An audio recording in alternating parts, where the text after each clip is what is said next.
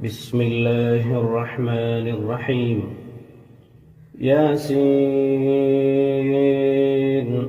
والقرآن الحكيم إنك لمن المرسلين على صراط مستقيم تنزيل العزيز الرحيم لتنذر قوما ما أنذر آباؤهم فهم غافلون لقد حق القول على أكثرهم فهم لا يؤمنون إنا جعلنا في أعناقهم أغلالا فهي إلى الأذقان فهم مقمحون وجعلنا من بين أيديهم سدا ومن خلفهم سدا فأغشيناهم فهم لا يبصرون وسواء عليهم أأنذرتهم أم لم تنذرهم لا يؤمنون إنما تنذر من اتبع الذكر وخشي الرحمن بالغيب فبشره بمغفرة وأجر كريم إنا نحن نحيي الموتى ونكتب ما قدموا وآثارهم وكل شيء أحصيناه في إمام مبين واضرب لهم مثلا أصحاب القرية إذ جاءها المرسلون إذ أرسلنا إليهم اثنين فكذبوهما فعززنا بثالث فقالوا إنا إليكم مرسلون قالوا ما أنتم إلا بشر مثلنا وما أنزل الرحمن من شيء إن أنتم إلا تكذبون قالوا ربنا يعلم إنا إليكم لمرسلون وما علينا إلا البلاغ المبين قالوا إنا تطيرنا بكم لئن لم تنتهوا لنرجمنكم وليمسنكم منا عذاب أليم قالوا طائركم معكم أئن ذكرتم بل أنتم قوم مسرفون وجاء من أقصى المدينة رجل يسعى قال يا قوم اتبعوا المرسلين اتبعوا من لا يسألكم أجرا وهم مهتدون وما لي لا أعبد الذي فطرني وإليه ترجعون أأتخذ من دونه آلهة إن يردني الرحمن بضر لا تغن عني شفاعتهم شيئا ولا ينقذون إني إذا لفي ضلال مبين إني آمنت بربكم فاسمعون قيل ادخل الجنة قال يا ليت قومي يعلمون بما غفر لي ربي وجعلني من المكرمين وما أنزلنا على قومه من بعده من جند من السماء وما كنا منزلين إن كانت إلا صيحة واحدة فإذا هم خامدون يا حسرة على العباد ما يأتيهم من رسول إلا كانوا به يستهزئون ألم يروا كم أهلكنا قبلهم من القرون أنهم إليهم لا يرجعون وإن كل لما جميع لدينا محضرون وآية لهم الأرض الميتة أحييناها وأخرجنا منها حبا فمنه يأكلون وجعلنا فيها جنات من نخيل وأعناب وفجرنا فيها من العيون ليأكلوا من ثمره وما عملته أيديهم أفلا يشكرون سبحان الذي خلق الأزواج كلها مما تنبت الأرض ومن أنفسهم ومما لا يعلمون وآية لهم الليل نسلخ منه النهار فإذا هم مظلمون والشمس تجري لمستقر لها ذلك تقدير العزيز العليم والقمر قدرناه منازل حتى عاد كالعرجون القديم لا الشمس ينبغي لها أن تدرك القمر ولا الليل سابق النهار وكل في فلك يسبحون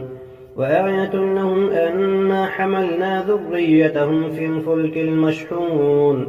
وخلقنا لهم من مثله ما يركبون وإن نشأ نغرقهم فلا صريخ لهم ولا هم ينقذون إلا رحمة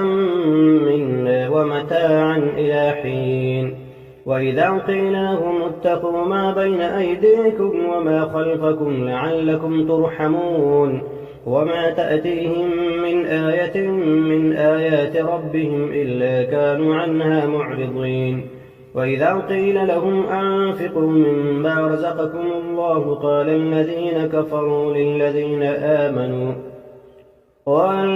كفروا للذين آمنوا أنطعم من لم يشاء الله أطعمه إن أنتم إلا في ضلال مبين ويقولون متى هذا الوعد إن كنتم صادقين ما ينظرون إلا صيحة واحدة تأخذهم فهم يخصمون فلا يستطيعون توصية ولا إلى أهلهم يرجعون ونفخ في الصور فإذا هم من الأجداث إلى ربهم ينسلون قالوا يا ويلنا من بعثنا من مرقدنا هذا ما وعد الرحمن وصدق المرسلون إن كانت إلا صيحة واحدة فإذا هم جميع لدينا محضرون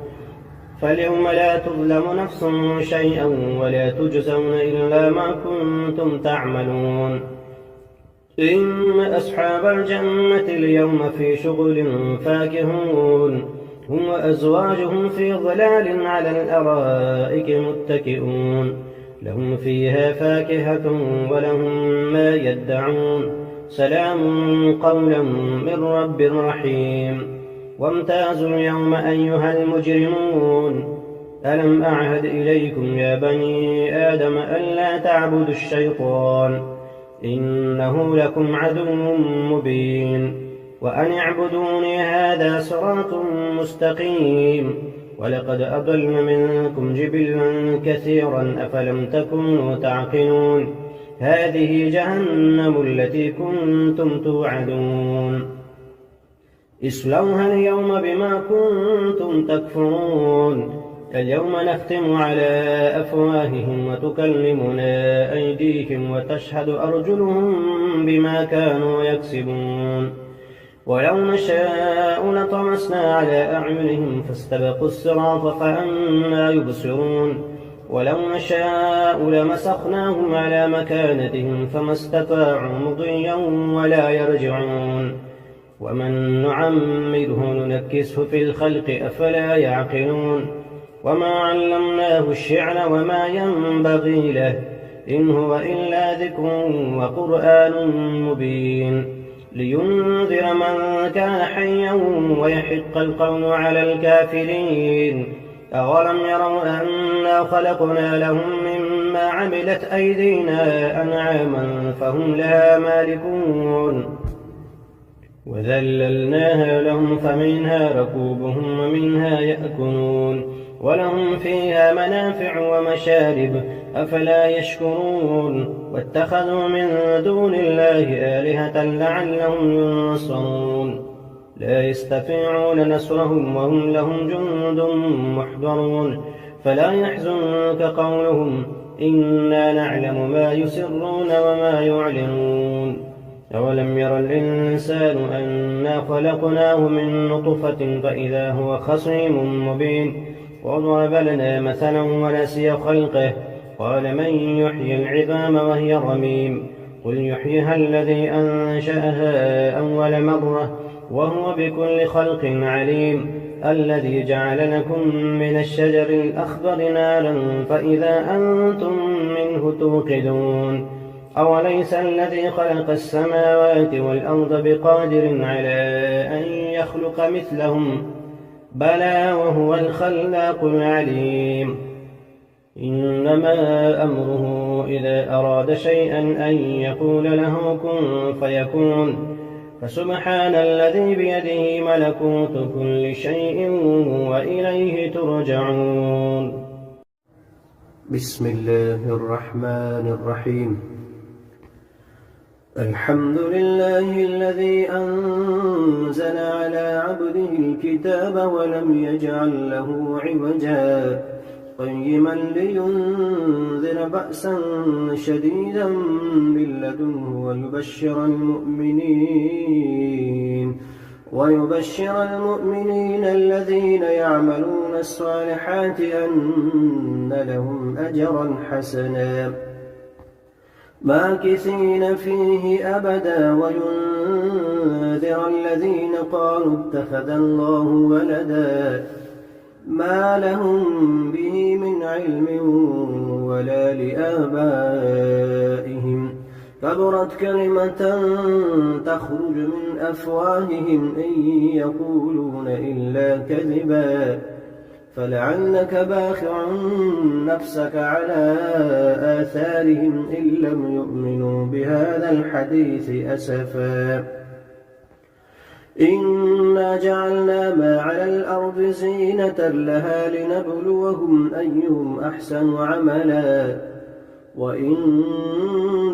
لجاعلون ما عليها صعيدا جرزا أم حسبت أن أصحاب الكهف والرقيم كانوا من آياتنا عجبا إذ أوى الفتية إلى الكهف فقالوا ربنا آتنا من لدنك رحمة وهيئ لنا من أمرنا رشدا فضربنا على آذانهم في الكهف سنين عددا ثم بعثناهم لنعلم أي الحزبين أحصى لما لبثوا أمدا نحن نقص عليك نبأهم بالحق إنهم فتية آمنوا بربهم وزدناهم هدى وربطنا على قلوبهم إذ قاموا فقالوا ربنا رب السماوات والأرض لن ندعو من دونه إلها لقد قلنا إذا شططا هؤلاء قومنا اتخذوا من دونه آلهة لولا يأتون عليهم بسلطان بين فمن أظلم ممن افترى على الله كذبا وإذ اعتزلتموهم وما يعبدون إلا الله فأووا إلى الكهف ينشر لكم ربكم من رحمته ويهيئ لكم من أمركم مرفقا وترى الشمس إذا طلعت تزاور عن كهفهم ذات اليمين وإذا غربت تقرضهم ذات الشمال وهم في فجوة منه ذلك من آيات الله من يهد الله فهو المهتد ومن يضلل فلن تجد له وليا مرشدا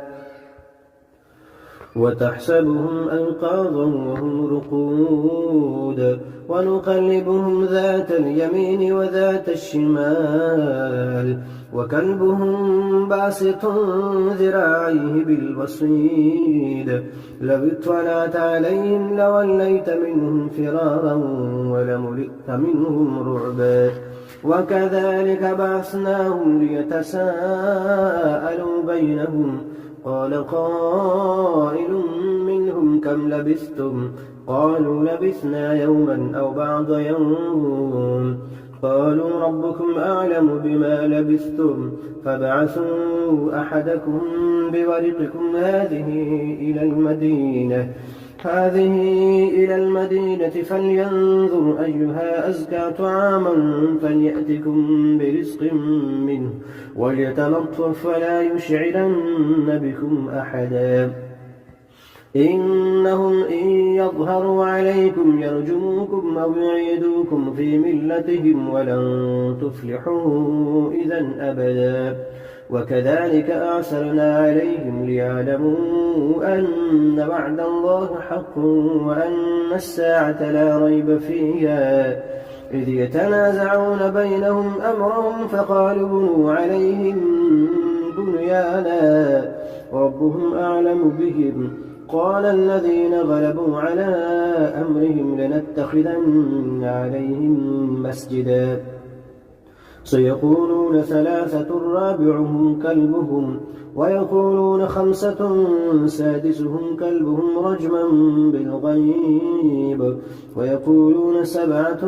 وثامنهم كلبهم قل ربي أعلم بعدتهم ما يعلمهم إلا قليل فلا تمار فيهم إلا مراء ظاهرا ولا تستفت فيهم منهم أحدا. ولا تقولن لشيء إني فاعل ذلك غدا إلا أن يشاء الله. واذكر ربك إذا نسيت وقل عسى أن يهديني ربي لأقرب من هذا رشدا. ولبثوا في كهفهم 300 سنين وازدادوا 9 قل الله أعلم بما لبثوا له غيب السماوات والأرض أبصر به وأسمع ما لهم من دونه من ولي ولا يشرك في حكمه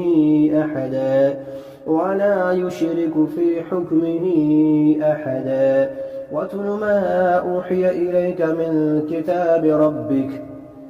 لا مبدل لكلماته ولن تجد من دونه ملتحدا. واصبر نفسك مع الذين يدعون ربهم بالغداة والعشي يريدون وجهه ولا تعد عيناك عنهم تريد زينة الحياة الدنيا. ولا تطع من أغفلنا قلبه عن ذكرنا واتبع هواه وكان أمره فرطا. فقل الحق من ربكم فمن شاء فليؤمن ومن شاء فليكفر. إنا أعتدنا للظالمين نارا أحاط بهم سرادقها وإن يستغيثوا يغاثوا بماء كالمهل يشوي الوجوه بئس الشراب وساءت مرتفقا. إن الذين آمنوا وعملوا الصالحات إنا لا نضيع أجر من أحسن عملا. أولئك لهم جنات عدن تجري من تحتهم الأنهار يحلون فيها من أسابر من ذهب ويلبسون ثيابا خضرا من سندس واستبرق متكئين فيها على الأرائك نعم الثواب وحسنت مرتفقا. واضرب لهم مثلا رجلين جعلنا لأحدهما جنتين من أعناب وحففناهما بنخل وجعلنا بينهما زرعا كلتا الجنتين آتت أكلها ولم تظلم منه شيئا وفجرنا خلالهما نهرا وكان له ثمر فقال لصاحبه وهو يحاوره أنا أكثر منك مالا وأعز نفرا. ودخل جنته وهو ظالم لنفسه قال ما أظن أن تبيد هذه أبدا وما أظن الساعة قائمة ولئن رددت إلى ربي لأجدن خيرا منها منقلبا. قال له صاحبه وهو يحاوره أكفرت بالذي خلقك من تراب ثم من نطفة ثم سواك رجلا لكن هو الله ربي ولا أشرك بربي أحدا. ولولا إذ دخلت جنتك قلت ما شاء الله لا قوة إلا بالله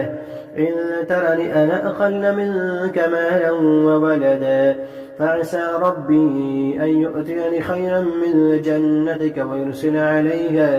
ويرسل عليها حسبانا من السماء فتصبح صعيدا زلقا أو يصبح ماؤها غورا فلن تستطيع له طلبا وأحيط بثمره فأصبح يقلب كفيه على ما أنفق فيها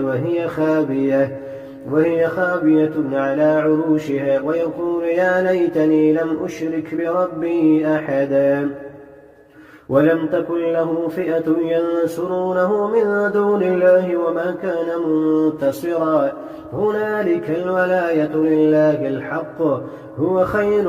ثوابا وخير عقبا واضرب لهم مثل الحياة الدنيا كماء إن أنزلناه من السماء فاختلط به نبات الأرض فأصبح هشيما تذروه الرياح وكان الله على كل شيء مقتدرا المال والبنون زينة الحياة الدنيا والباقيات الصالحات خير عند ربك ثوابا وخير أملا ويوم نسير الجبال وترى الأرض بارزة وحشرناهم فلم نغادر منهم أحدا وعرضوا على ربك صفا لقد جئتمونا كما خلقناكم أول مرة بل زعمتم أن لن نجعل لكم موعدا ووضع الكتاب فترى المجرمين مشفقين مما فيه ويقولون يا ويلتنا ما لهذا الكتاب لا يغادر صغيرة ولا كبيرة إلا أحصاها ووجدوا ما عملوا حاضرا ولا يظلم ربك أحدا وإذ قلنا للملائكة اسجدوا لآدم فسجدوا إلا إبليس كان من الجن ففسق عن أمر ربه أفتتخذونه وذريته أولياء من دوني وهم لكم عدو بئس للظالمين بدلا ما أشهدتم خلق السماوات والأرض ولا خلق أنفسهم وما كنت متخذ المضلين عضدا ويوم يقول نادوا شركائي الذين زعمتم فدعوهم ولم يستجيبوا لهم وجعلنا بينهم موبقا ورأى المجرمون النار فظنوا أنهم مواقعوها ولم يجدوا عنها مصرفا ولقد صرفنا في هذا القرآن للناس من كل مثل وكان الإنسان أكثر شيء جدلا وما منع الناس أن يؤمنوا إذ جاءهم الهدى ويستغفروا ربهم إلا أن تأتيهم سنة الأولين أو يأتيهم العذاب قبلا وما نرسل المرسلين إلا مبشرين ومنذرين ويجادل الذين كفروا بالباطل ليدحضوا به الحق واتخذوا آياتي وما أنذروا هزوا ومن أظلم ممن ذكر بآيات ربه فأعرض عنها ونسي ما قدمت يداه إنا جعلنا على قلوبهم أكنة أن يفقهوه وفي آذانهم وقرا وإن تدعهم إلى الهدى فلن يهتدوا إذا أبدا وربك الغفور ذو الرحمة لو يؤاخذهم بما كسبوا لعجل لهم العذاب بل لهم موعد لن يجدوا من دونه موئلا وتلك القرى أهلكناهم لما ظلموا وجعلنا لمهلكهم موعدا وإذ قال موسى لفتاه لا أبرح حتى أبلغ مجمع البحرين أو أمضي حقبا فلما بلغا مجمع بينهما نسيا حوتهما فاتخذ سبيله في البحر سربا فلما جاوزا قال لفتاه آتنا غداءنا لقد لقينا من سفرنا هذا نصبا قال أرأيت إذ أوينا إلى الصخرة فإني نسيت الحوت وما أنسانيه إلا الشيطان أن أذكره واتخذ سبيله في البحر عجبا قال ذلك ما كنا نبغي فارتد على آثارهما قصصا فوجدا عبدا من عبادنا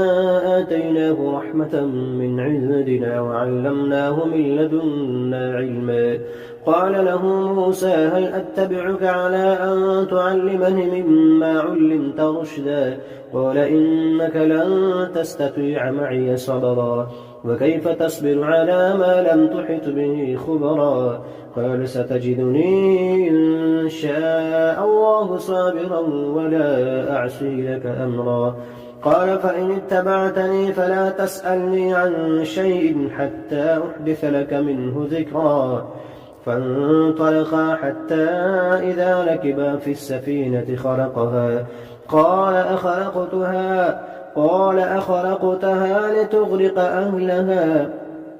لقد جئت شيئا إمرا. قال ألم أقل إنك لن تستطيع معي صبرا؟ قال لا تؤاخذني بما نسيت ولا ترهقني من أمري عسرا. فانطلقا حتى إذا لقيا غلاما فقتله قال أقتلت نفسا زكية بغير نفس لقد جئت شيئا نكرا.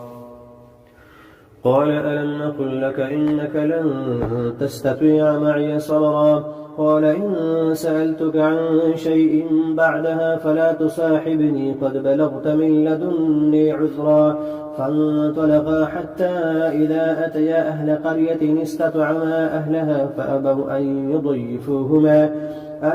يضيفوهما فوجدا فيها جدارا يريد أن ينقض فأقامه. قال لو شئت لاتخذت عليه أجرا. قال هذا فراق بيني وبينك سأنبئك بتأويل ما لم تستطع عليه صبرا. أما السفينة فكانت لمساكين يعملون في البحر فأردت أن أعيبها وكان وراءهم ملك يأخذ كل سفينة غصبا.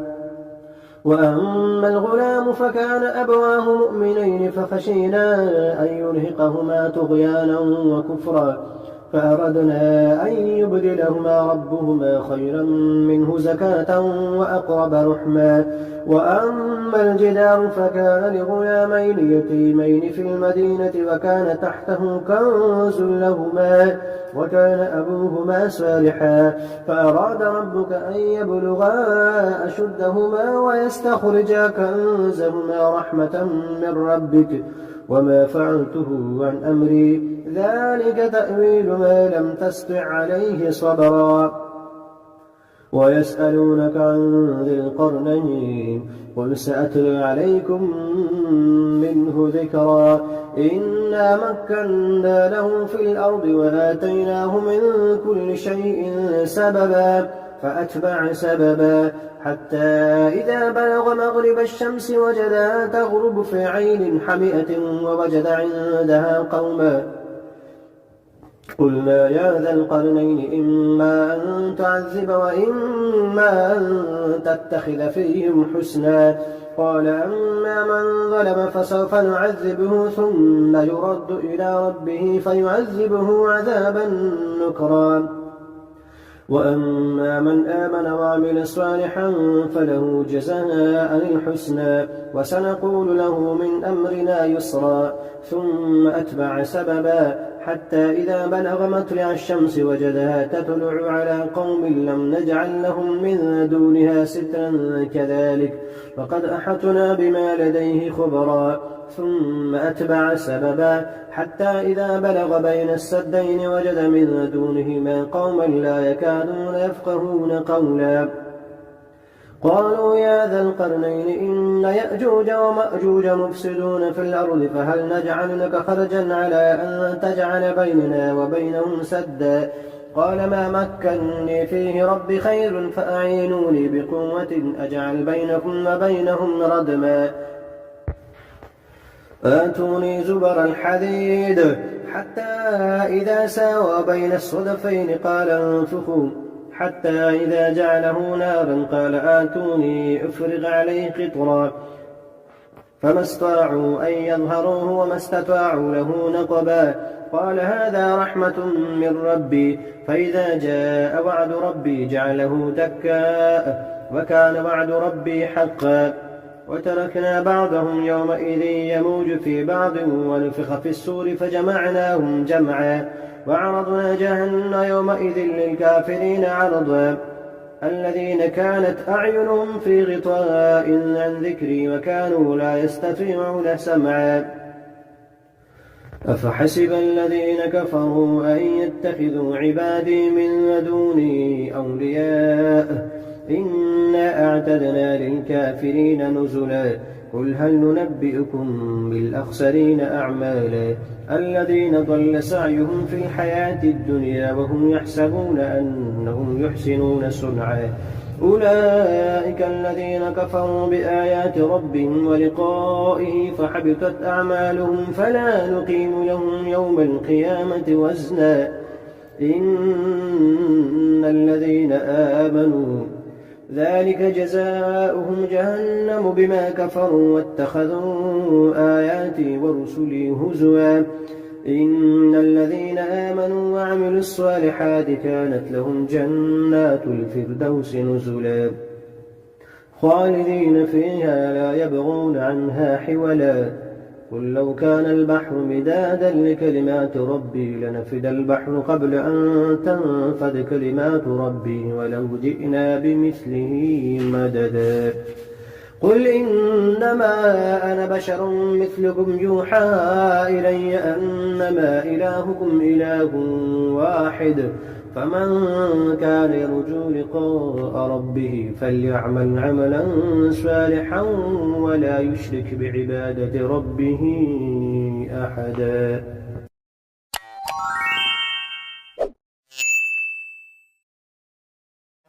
بسم الله الرحمن الرحيم. إذا وقعت الواقعة ليس لوقعتها كاذبة خافضة رافعة إذا رجت الأرض رجا وبست الجبال بسا فكانت هباء منبثا وكنتم أزواجا ثلاثة فأصحاب الميمنة ما أصحاب الميمنة وأصحاب المشأمة ما أصحاب المشأمة والسابقون السابقون أولئك المقربون في جنات النعيم ثلة من الأولين وقليل من الآخرين على سرر موضونة متكئين عليها متقابلين يطوف عليهم ولدان مخلدون بأكواب وأباريق وكأس من معين لا يصدعون عنها ولا ينزفون وفاكهة مما يتخيرون ولحم طير مما يشتهون وحور عين كأمثال اللؤلؤ المكنون جزاء بما كانوا يعملون لا يسمعون فيها لغوا ولا تأثيما إلا قيلا سلاما سلاما وأصحاب اليمين ما أصحاب اليمين في سدر مخضود وطلح منضود وظل ممدود وماء مسكوب وفاكهة كثيرة لا مقطوعة ولا ممنوعة وفرش مرفوعة إنا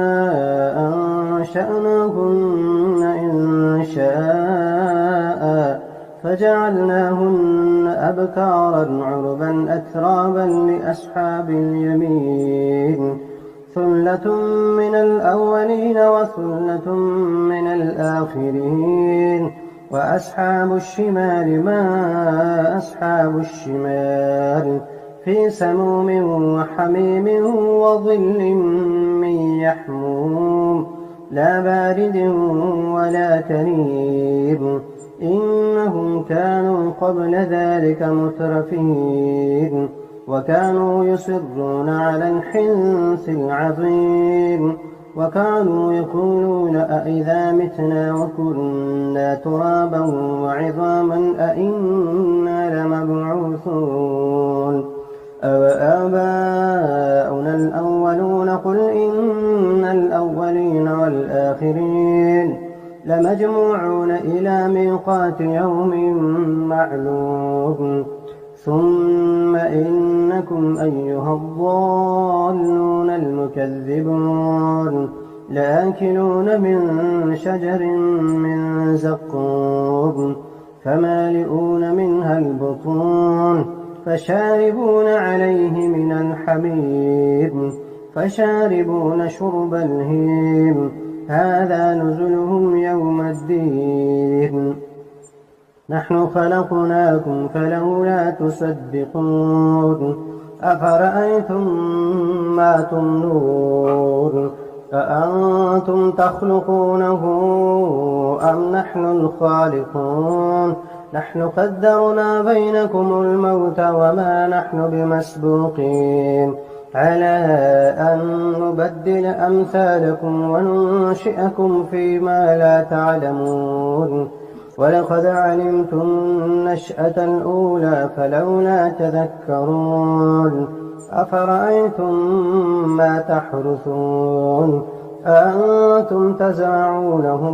أم نحن الزارعون لو نشاء لجعلناه حطاما فظلتم تفكهون إنا لمغرمون بل نحن محرومون أفرأيتم الماء الذي تشربون أأنتم أنزلتموه من المزن أم نحن المنزلون لو نشاء جعلناه أجاجا فلولا تشكرون أفرأيتم النار التي تورون أأنتم أنشأتم شجرتها أم نحن المنشئون نحن جعلناها تذكرة ومتاعا للمقوين فسبح باسم ربك العظيم فلا أقسم بمواقع النجوم وإنه لقسم لو تعلمون عظيم إنه لقرآن كريم في كتاب مكنون لا يمسه إلا المطهرون تنزيل من رب العالمين أفبهذا الحديث أنتم مدهنون وتجعلون رزقكم أنكم تكذبون فلولا إذا بلغت الحلقوم وأنتم حينئذ تنظرون ونحن أقرب إليه منكم ولكن لا تبصرون فلولا إن كنتم غير مدينين ترجعونها إن كنتم صادقين فأما إن كان من المقربين فروح وريحان وجنة نعيم وأما إن كان من أصحاب اليمين فسلام لك من أصحاب اليمين وأما إن كان من المكذبين الضالين فنزل من حميم وتصلية جحيم إن هذا لهو حق اليقين فسبح باسم ربك العظيم بسم الله الرحمن الرحيم الرحمن علم القرآن خلق الإنسان علمه البيان الشمس والقمر بحسبان والنجم والشجر يسجدان والسماء رفعها ووضع الميزان ألا تطغوا في الميزان وأقيموا الوزن بالقسط ولا تخسروا الميزان والأرض وضعها للأنام فيها فاكهة والنخل ذات الأكمام والحب ذو العصف والريحان فبأي آلاء ربكما تكذبان خلق الإنسان من صلصال كالفخار وخلق الجان من مارج من نار فبأي آلاء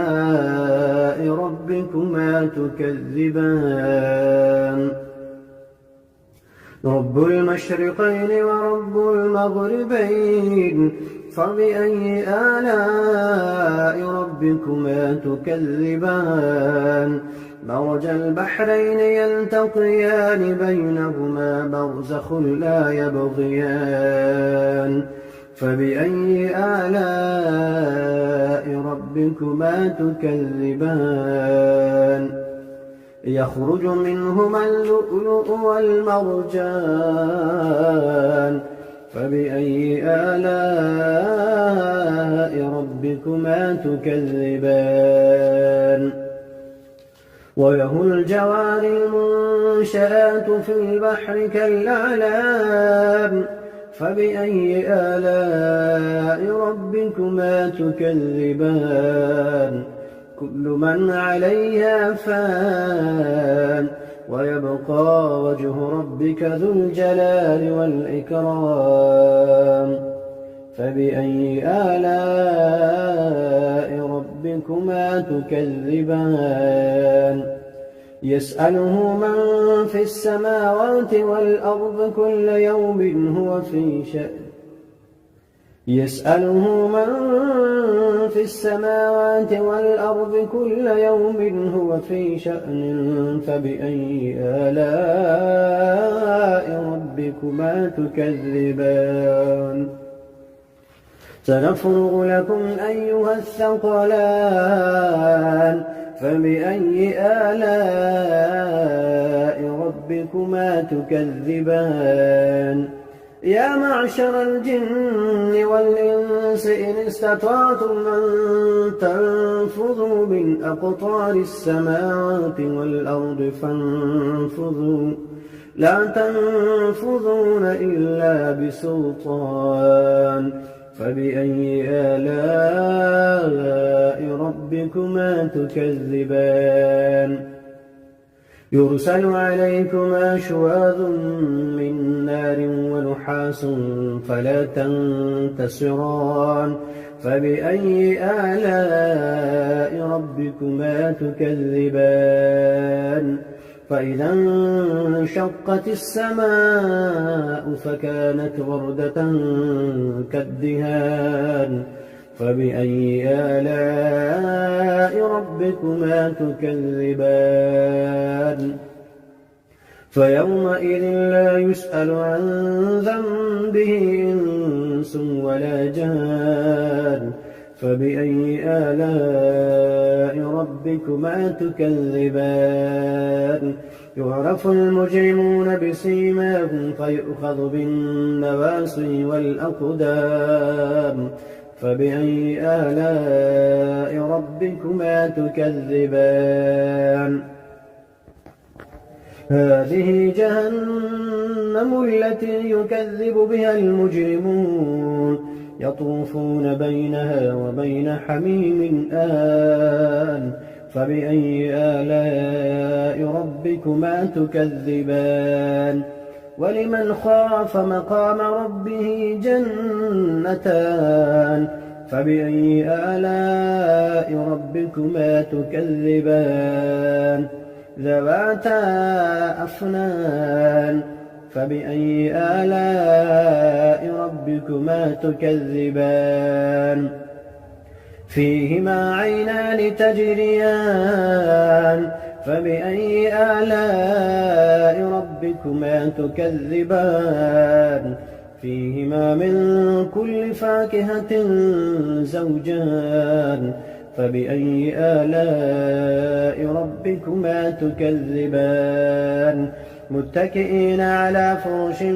بطائنها من استبرق وجنى الجنتين دان فبأي آلاء ربكما تكذبان فيهن قاصرات الطرف لم يطمثهن إنس قبلهم ولا جان فبأي آلاء ربكما تكذبان كأنهن الياقوت والمرجان فبأي آلاء ربكما تكذبان هل جزاء الإحسان إلا الإحسان فبأي آلاء ربكما تكذبان ومن دونهما جنتان فبأي آلاء ربكما تكذبان مدهامتان فبأي آلاء ربكما تكذبان فيهما عينان نضاختان فبأي آلاء ربكما تكذبان فيهما فاكهة ونخل ورمان فبأي آلاء ربكما تكذبان فيهن خيرات حسان فبأي آلاء ربكما تكذبان حور مقصورات في الخيام فبأي آلاء ربكما تكذبان لم يطمثهن إنس قبلهم ولا جان فبأي آلاء ربكما تكذبان متكئين على رفرف خضر وعبقري حسان فبأي آلاء ربكما تكذبان تبارك اسم ربك ذي الجلال والإكرام بسم الله الرحمن الرحيم ياسين والقرآن الحكيم إنك لمن المرسلين على صراط مستقيم تنزيل العزيز الرحيم لتنذر قوما ما أنذر آباؤهم فهم غافلون لقد حق القول على أكثرهم فهم لا يؤمنون إنا جعلنا في أعناقهم أغلالا فهي إلى الأذقان فهم مقمحون وجعلنا من بين أيديهم سدا ومن خلفهم سدا فأغشيناهم فهم لا يبصرون وسواء عليهم أأنذرتهم أم لم تنذرهم لا يؤمنون إنما تنذر من اتبع الذكر وخشي الرحمن بالغيب فبشره بمغفرة وأجر كريم إنا نحن نحيي الموتى ونكتب ما قدموا وآثارهم وكل شيء أحصيناه في إمام مبين واضرب لهم مثلا أصحاب القرية إذ جاءها المرسلون إذ أرسلنا إليهم اثنين فكذبوهما فعززنا بثالث فقالوا إنا إليكم مرسلون قالوا ما أنتم إلا بشر مثلنا وما أنزل الرحمن من شيء إن أنتم إلا تكذبون قالوا ربنا يعلم إنا إليكم لمرسلون وما علينا إلا البلاغ المبين. قالوا إنا تطيرنا بكم لئن لم تنتهوا لنرجمنكم وليمسنكم منا عذاب أليم. قالوا طائركم معكم أئن ذكرتم بل أنتم قوم مسرفون. وجاء من أقصى المدينة رجل يسعى قال يا قوم اتبعوا المرسلين اتبعوا من لا يسألكم أجرا وهم مهتدون. وما لي لا أعبد الذي فطرني وإليه ترجعون. أأتخذ من دونه آلهة إن يردني الرحمن بضر لا تغن عني شفاعتهم شيئا ولا ينقذون. إني إذا لفي ضلال مبين. إني آمنت بربكم فاسمعون. قيل ادخل الجنة قال يا ليت قومي يعلمون بما غفر لي ربي وجعلني من المكرمين. وما أنزلنا على قومه من بعده من جند من السماء وما كنا منزلين. إن كانت إلا صيحة واحدة فإذا هم خامدون. يا حسرة على العباد ما يأتيهم من رسول إلا كانوا به يستهزئون. ألم يروا كم أهلكنا قبلهم من القرون أنهم إليهم لا يرجعون. وإن كل لما جميع لدينا محضرون. وآية لهم الأرض الميتة أحييناها وأخرجنا منها حبا فمنه يأكلون. وجعلنا فيها جنات من نخيل وأعناب وفجرنا فيها من العيون ليأكلوا من ثمره وما عملته أيديهم أفلا يشكرون. سبحان الذي خلق الأزواج كلها مما تنبت الأرض ومن أنفسهم ومما لا يعلمون.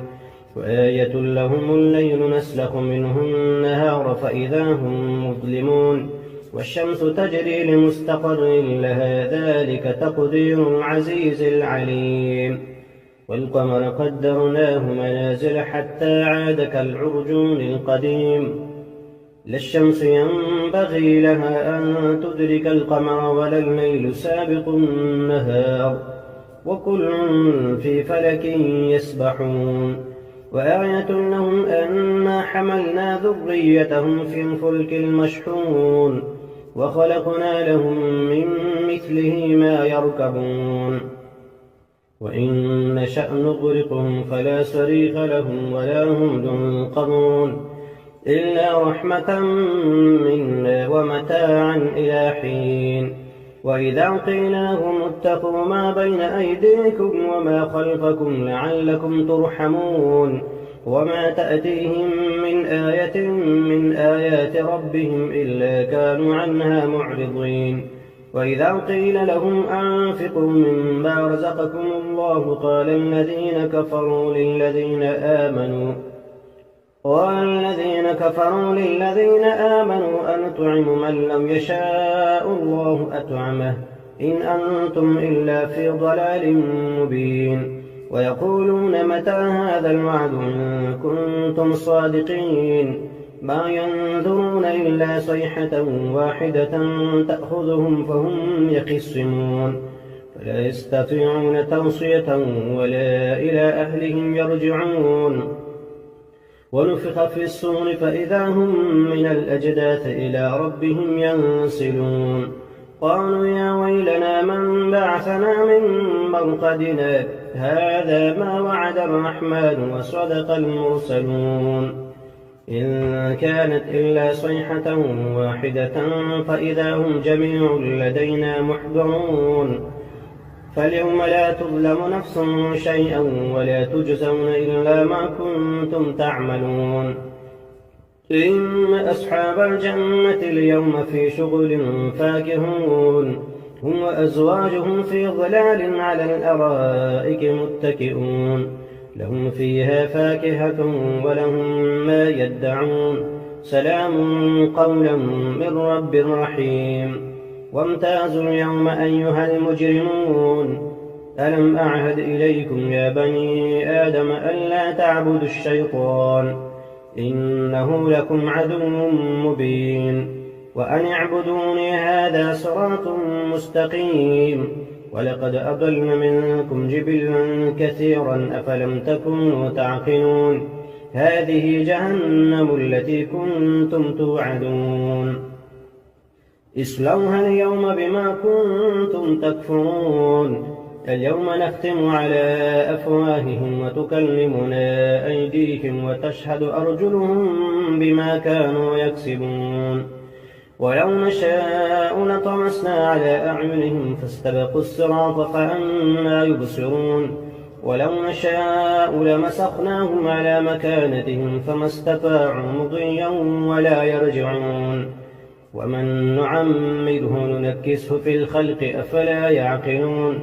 وما علمناه الشعر وما ينبغي له إن هو إلا ذكر وقرآن مبين لينذر من كان حيا ويحق القول على الكافرين أولم يروا أنا خلقنا لهم مما عملت أيدينا أنعاما فهم لها مالكون وذللناها لهم فمنها ركوبهم ومنها يأكلون ولهم فيها منافع ومشارب أفلا يشكرون واتخذوا من دون الله آلهة لعلهم ينصرون لا يستطيعون نصرهم وهم لهم جند محضرون فلا يحزنك قولهم إنا نعلم ما يسرون وما يعلنون أولم ير الإنسان أنا خلقناه من نطفة فإذا هو خصيم مبين وضرب لنا مثلا ونسي خلقه قال من يحيي العظام وهي رميم قل يحييها الذي أنشأها أول مرة وهو بكل خلق عليم الذي جعل لكم من الشجر الأخضر نارا فإذا أنتم منه توقدون أوليس الذي خلق السماوات والأرض بقادر على أن يخلق مثلهم بلى وهو الخلاق العليم إنما أمره إذا أراد شيئا أن يقول له كن فيكون فسبحان الذي بيده ملكوت كل شيء وإليه ترجعون